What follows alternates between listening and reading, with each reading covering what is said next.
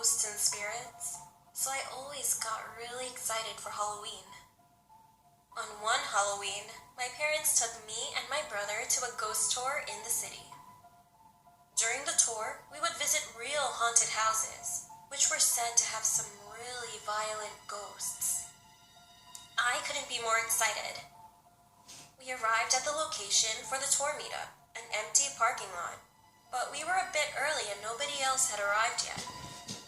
It was a chilly October night, so my parents decided that we should find a building to wait in until more people arrive.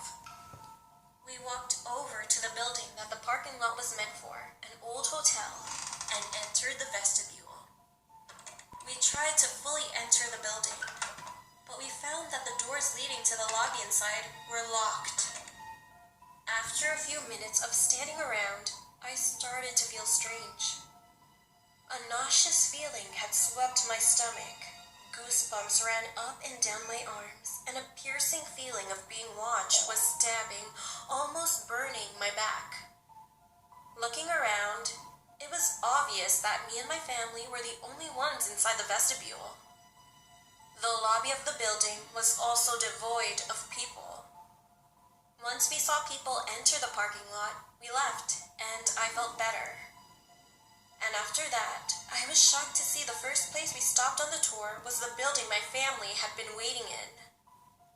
Now, this building we won't enter, because the spirit inside here is more violent than the others will encounter, the guide stated. In here, we have the Shadow Man.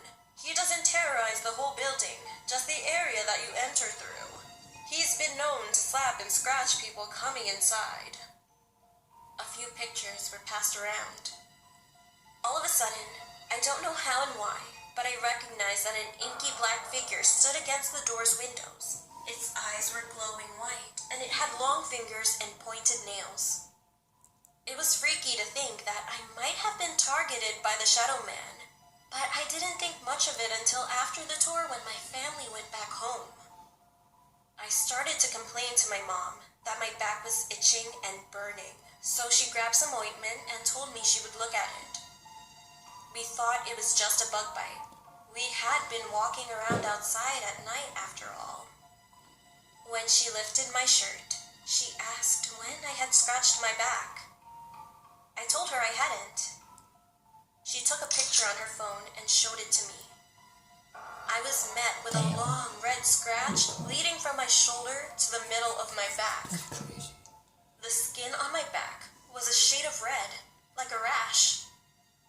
Me and all of my family couldn't say anything, but just turned back straight to our house.